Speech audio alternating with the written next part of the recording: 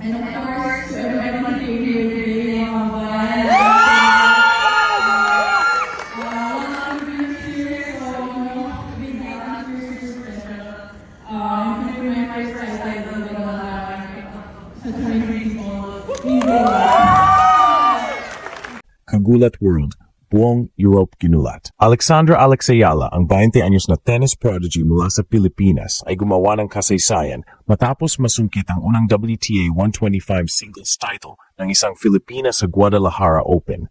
Sa gitna ng initang Mexico, tinalo ni Alex ang Hungarian veteran na si Pana Udvardy sa isang matinding 3-set thriller 6-3, 4-6, 6-4 at dun tuluyang sumabog ang pangalan niya sa buong Europe at WTA circuit.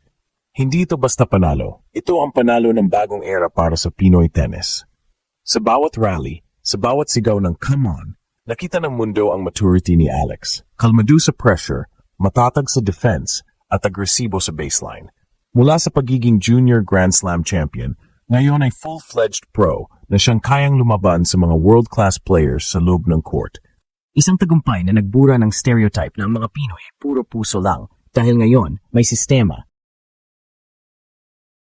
disiplina at execution na rin sa laro ni Ala. Ayon sa mga ulat mula sa W Tennis Channel International, si Alex ay umakyat ng mahigit 20 pwesto sa global rankings matapos ang kanyang panalo, isang hakbang na magbubukas ng mas maraming direct entry sa WT 250 at 500 tournaments, pati na rin sa mga Grand Slam qualifiers. Ang mga European analysts ay nagsabing si Ala ay no longer a dark horse, she's a legit rising force. Sa post-match interview, baka sa mukha ni Alex ang halong pagod at tuwa. This means a lot to me and to my country. I hope I made the Filipinos proud. At sa totoo lang, oo, pinanood ng buong Pilipinas ang laban mula social media hanggang sa mga sports bars habang sabay-sabay na sumigaw sa bawat point. Ang bawat Pinoy na nakakita sa kanyang trophy lift ay nakaramdam ng pambihirang inspirasyon. Dahil sa unang pagkakataon, may Pinay na tumindig sa gitna ng WE stage bilang champion. Ngayon, nagsisimula na ang bagong kabanata. Mula sa Guadalajara patungong Asia Swing, naghahanda si Alex para sa sunod na misyon, WTA 250 tournaments sa Japan, China at Hong Kong.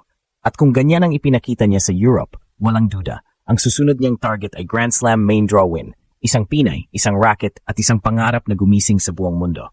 Alexandra Ayala, ang Filipina na ginulat ang Europe, at ngayon, ginugulat na rin ang kasaysayan. Buong Europe ginulat.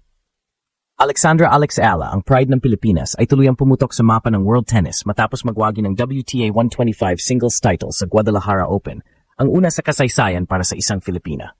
Sa edad na 19, ginawa ni Ala ang imposible. Tinalo niya ang Hungarian star na si Pana Udvardy sa isang matinding tatlong set, 6-3, 4-6, 6-4, at pinatunayan na ang Pinoy talent ay kayang lumaban sa pinakamataas na antas ng women's tennis.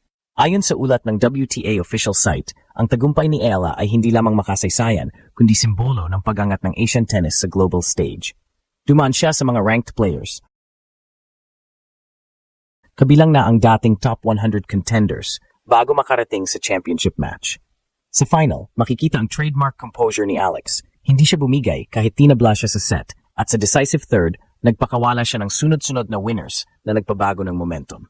I just focused on every point and tried to stay calm, sabi ni Alex matapos ang laban. This title means everything to me and my country. Ang kanyang panalo ay agad naging headline sa Europe. Ayon sa BBC Sport at Eurosport, tinawag nila ang tagumpay ni Ala na a landmark for Southeast Asian tennis at inilarawan siya bilang a player built for the next decade.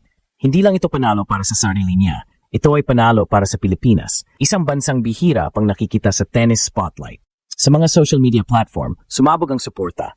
Libu-libong Pinoy fans mula sa Spain, Italy at UK ang nagbahagi ng video highlights ng kanyang trophy moment. Sabay caption na, "Our girl made history." Pero higit sa kasikatan, ang panalong ito ay bunga ng mahabang proseso. Sa nakalipas na 2 taon, dumaan si Alex sa matinding pagsubok. Injuries, early exits, at pressure na expectations. Minsan na siyang nag-struggle sa form noong mid-2024 season, ngunit pinili niya magpatuloy sa training sa Rafa Nadal Academy sa Mallorca, Spain.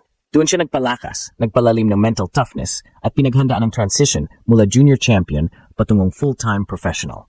Ayon sa kanyang coach na si Sandro Viene, ang malaking pagbabago kay Alex ay nasa maturity. She now knows when to attack and when to grind. She's reading the game like a veteran. At totoo nga, sa Guadalajara, nakita ng mundo ang isang Alex Ala na may halong determinasyon at diskarte.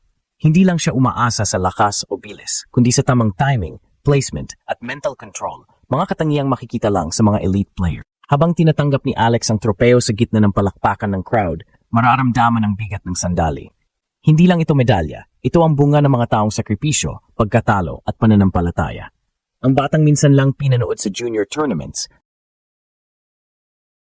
ngayon ay nasa gitna na ng entablado ng mga profesional. At sa gabing iyon sa Guadalajara, isang Pinay ang nagpaalala sa buong mundo. Hindi mo kailangang maging European o American para maging champion. Kailangan mo lang ng puso, disiplina at paniniwala. Alexandra Ayala ang Filipina na ginulat ang Europe at pinuksan ang bagong yugto ng kasaysayan ng Pinoy tennis. Pagkatapos ng historic win sa Guadalajara, tuluyang nagbago ang ihip ng hangin para kay Alexandra Ayala.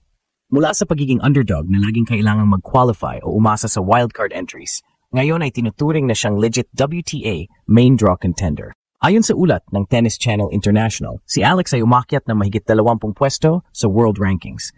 Nasa loob na ng top 60, ang pinakamataas na narating ng isang Filipina sa kasaysayan ng WTA. Sa edad na 20, siya na ang pinakamataas na ranked Southeast Asian player sa buong tour. Ang epekto ng panalo ni Alex ay hindi lang sa scoreboard, kundi sa perception ng mundo tungkol sa mga Pinoy athletes.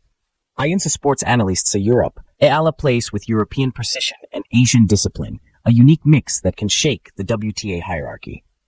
Dahil dito, marami ng tennis academy sa Spain, France at Germany ang nagsimulang magbigay pansin sa mga young Filipino players na gustong sundan ang yapak ni Alex. Ang kanyang triumph ay nagbukas ng pinto hindi lang para sa sarili niya, kundi para sa buong susunod na henerasyon ng Pinoy tennis. Ngunit sa likod ng mga ngiti at trophy photos, alam ni Alex na ito ay simula pa lang. Sa panayam niya sa GMA Sports, sinabi niyang, "Winning this title doesn't mean I can relax. It means I have to work harder.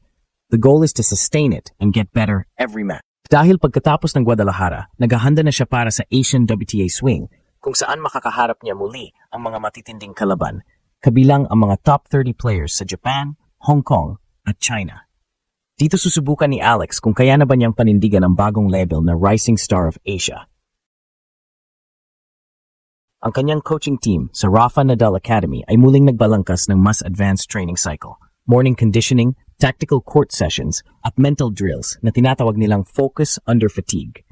Ayon sa kanyang coach na si Sandro Viene, ito raw ang sikreto sa tagumpay sa Guadalajara, kakayahang magdesisyon ng tama kahit pagod, kahit nasa pressure. Iyon ang nakikita nilang magdadala kay Alex hindi lang sa WTA Finals, kundi balang araw sa Grand Slam stage. Habang patuloy siyang umaakyat sa rankings, nagsisimula na ring lumapit ang mga international brands mula sa sportswear sponsorships hanggang sa media features. Pero kahit sa lahat ng glamour, nananatiling grounded si Alex. Sa kanyang Instagram post pagkatapos ng championship, simpleng caption lang ang inilagay niya, "For the Philippines, always." At iyon ang pinakatunay na dahilan kung bakit ginulat niya ang buong mundo. Hindi lang dahil nanalo siya ng title, kundi dahil nanalo siya habang dala ang pangalan ng bayan sa puso niya. Sa bawat service ace at forehand winner, may kasamang para sa Pilipinas sa kanyang isip.